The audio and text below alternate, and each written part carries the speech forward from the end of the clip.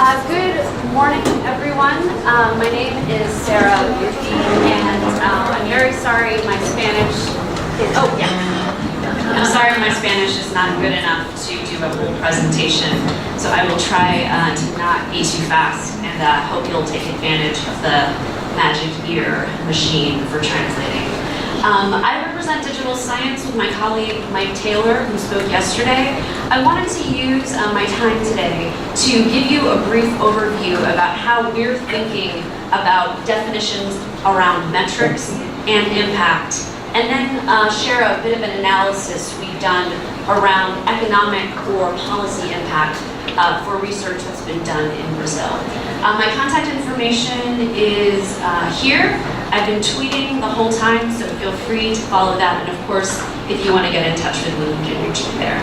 So very briefly, how many of you have heard of digital science? Anyone? A couple? Oh, that's good. That's more than I hoped. That's good. Very briefly, we are a group of companies, each dedicated to a different part of the research lifecycle. Storing data, tracking your metrics, saving your publications, finding new publications. Each one of these companies does a different piece of that process, but we're all separate and work together. So I work mainly for Altimetric, Mike works mainly for digital science, but all of our tools play together. Our approach to metrics is one that is being really driven by a lot of the themes we've talked about today and yesterday. Diversity, inclusion, subject appropriateness, right? If you are a social scientist who publishes on politics in Brazil, you probably shouldn't be measured on journal citations as much as you should be evaluated for the books that you produce. If you generate code or data from your research, possibly journal citations, again, are not appropriate for evaluating you. So we're very committed to metrics that make sense for your field, for the kind of research you produce, and for the audience you're trying to understand. So it cannot be one size fits all. In terms of impact, we think the same way. Impact factor, citation, H-index, SNP, I can go on and on, all of these numbers. None of these numbers mean anything, right? They are proxies for trying to indicate the impact or reach of the research. We need to make sure that they make sense. So one of the big approaches digital science takes to the data we produce is thinking about the audiences they touch. Researchers who read journals, do research, and then publish, that's a very small group, right? And if you do research on Zika here in Brazil, for example, other researchers are important, but probably also doctors, probably also patients, mothers who may have been exposed, researchers who are then going to places like Nigeria for an Ebola outbreak. Those people do not always publish. Those people do not always read peer-reviewed literature, but they are still going to different parts of the internet to learn about what you published, and those places that they're accessing, you want to be aware of as well. So impact has to go beyond how many times did someone cite my article, and that's a critical to our approach. So what many of the databases out there are doing right now is thinking about this link. And it's an important link, right? It's important for securing funding. It's important for tenure and promotion.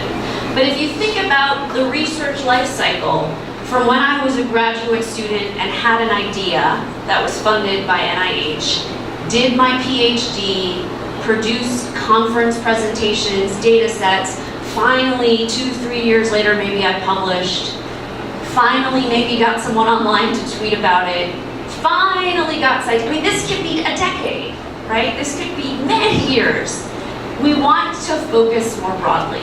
The goal of digital science is to show you a more comprehensive picture so that you can say, okay, Juan Alcanin, he got his first funding in this area in 1992, and since then, here are the things he has produced, all related to that fund. That's our goal. We're not completely there yet, but that's what we're trying to do. So the two parts of digital science really focusing on this are Altimetric and the tool that all of us created called Dimensions. And that's our little color logo there. So using Dimensions and Altimetric, we did a bit of an analysis on Brazilian research on Zika from 2014 to 2016, when obviously this was the absolute vanguard of the best research that was being done. Let me pause. Are there any questions so far about any of that? Am I talking too fast? It's a problem. Okay, so first let me explain what Dimensions does. Dimensions is not just publications. So do any of you use Google Scholar? Web of Science? Okay, Scopus? Microsoft Academic? Some. Okay, great. So many of them start, the key thing is I go in, I want to see my publications, right? I want to see my citations. We start there, but we don't end there. So we link your publications to patents that cited your publication and publications that cited a patent. We do the same with clinical trials. We do the same with grant funding. This is very important. This is the only global database of awarded grants, grants that have already been won and paid out. So if FAPESP gave you a grant in 1999, we have that information in there as well as everything that resulted from it, assuming they give us the right information, which is always the question. We have links then between all of these different items, including altmetric data, including citations, our own citations developed algorithmically. And we've now included policy. So if your research has been cited by Centers for Disease Control in the US or the European Commission in Belgium, we can now tell you that as well. So the goal again, to produce a bigger, more complete picture around impact. I want to note, we index all the Cielo journals in Dimensions, which is a very important part of our process. We have a number of bibliometric groups and tools at Digital Science. So if you are doing research in metrics, altmetrics, citations, other kinds of analyses, please do talk to me or to Mike so we can make those available. And Dimensions itself, this has a component that is free. So you can go right now to app.dimensions.ai and use a free piece of it. So let me explain to you how it works. First, you can filter on the left, you get your results in the middle, and you can do analysis on the right. As I mentioned, we have grants, patents, clinical trials, policy, and then the publication. So when you search up here or use the filters, all of these update. But in the free version, you can only use this one. So, sorry. Free version is limited to just this one. So what we did was we looked at Brazilian research on Zika, and we limited it to, actually I think we looked at all time. We looked at all time here. And so you can see we've now limited to 2,000 publications, 190 grants, 6 patents, and 9 clinical trials associated with that Brazilian research. When you dive in, you can see now these are the top research areas. So if we take those 2,000 publications and group them, these are the subject areas they fall into. This is the trend now over time. So as time has passed, these are the different subject areas related to those 2,000 Zika publications. These are your top researchers who are writing those publications. And in some cases, you'll see their co-collaborators. So in some cases, you'll see organizations outside of Brazil or outside of Brazilian institutions. What you see here at the top is a number of contextualized metrics that Mike can really speak to. He's driven the push around this. We don't want to just tell you, you had 10 citations, done. we want to give you a little bit more to grab onto. So this is the number of publications. FCR and RCR are two ratios that attempt to normalize for subject area and for time period, right? So in cancer research, 5 citations is probably kind of low, but in research around democracy in Greece in 500 BC, 5 citations might be really good. So the importance of normalizing for the field you're in is critical, and so that's what these two ratios do here.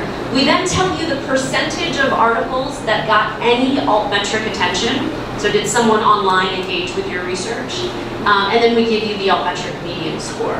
So these are the researchers. Here we've got the journals. And I think what's really special about the list of journals is how many of the top ones are open. This really speaks to the Brazilian commitment, whether it's Cielo or using other commercial publishers who make your work openly available. These are the funders that your authors said they received money from. So you can see some international, but a lot of opportunity for more to get more funding outside of Brazil as well, and Dimensions can show you how to do that.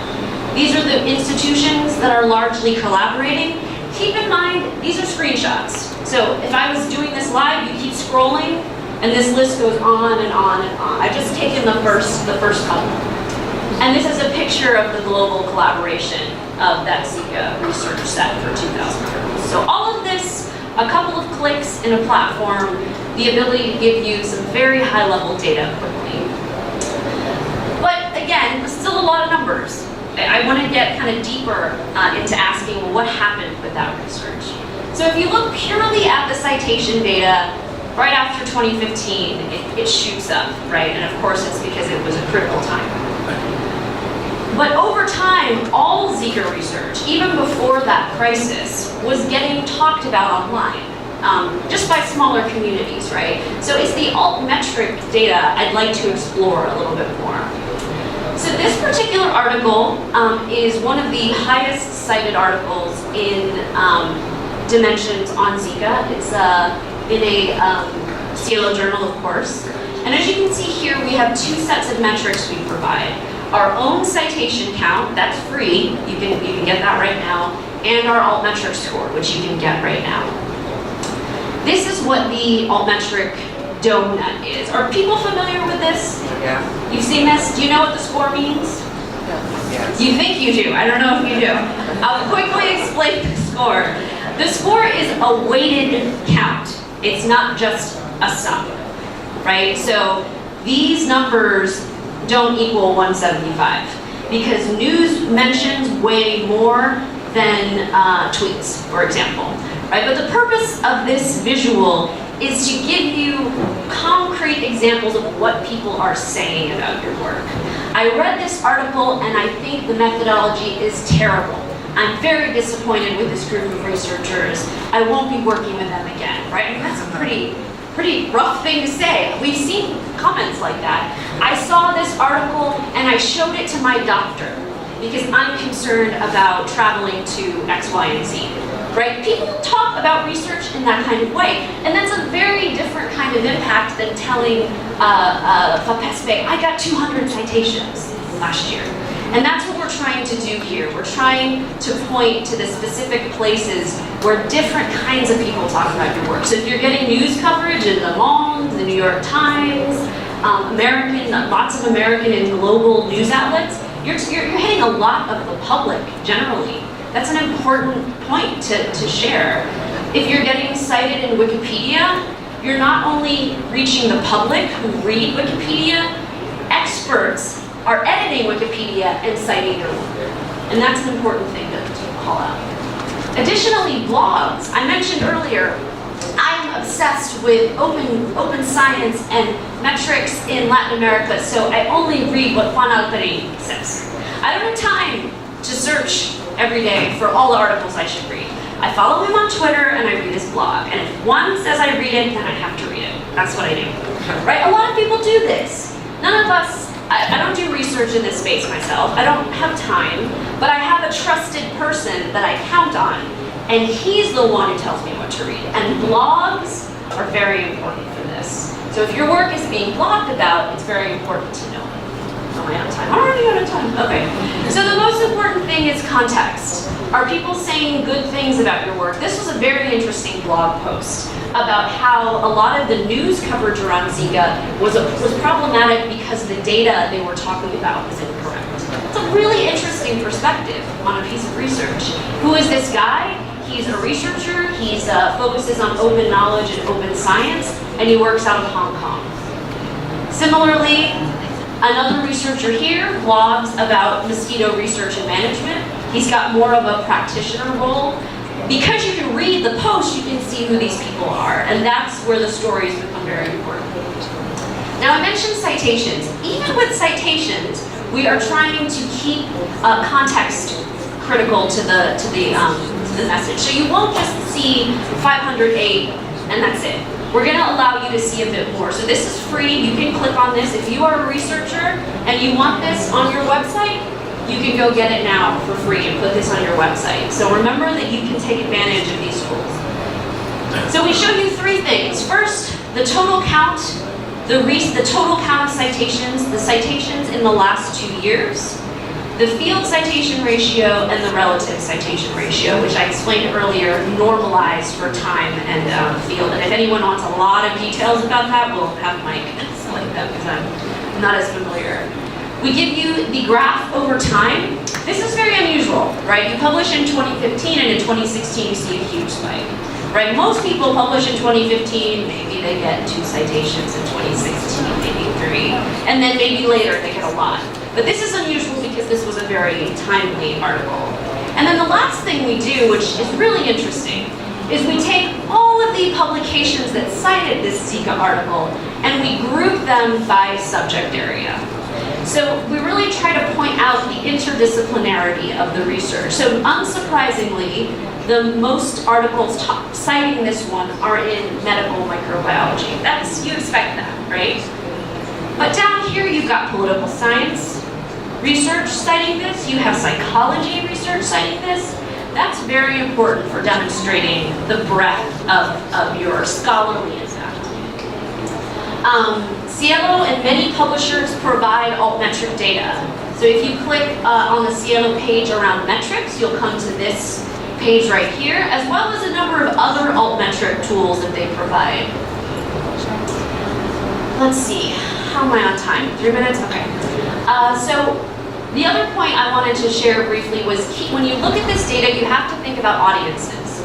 Do you want to reach the general public? If you do, Twitter is an important place to be focusing, but Twitter is going to get you a lot of academics yelling at you and a lot of practitioners yelling. I think of Twitter as a place where you just run and you and then you run away, right? That's sort of Twitter. Facebook's different. Facebook is where you go if you are a doctor and you're trying to get people to come to your practice. Facebook is where you go if you've just been diagnosed with an illness and you need to find other patients to talk about your illness with.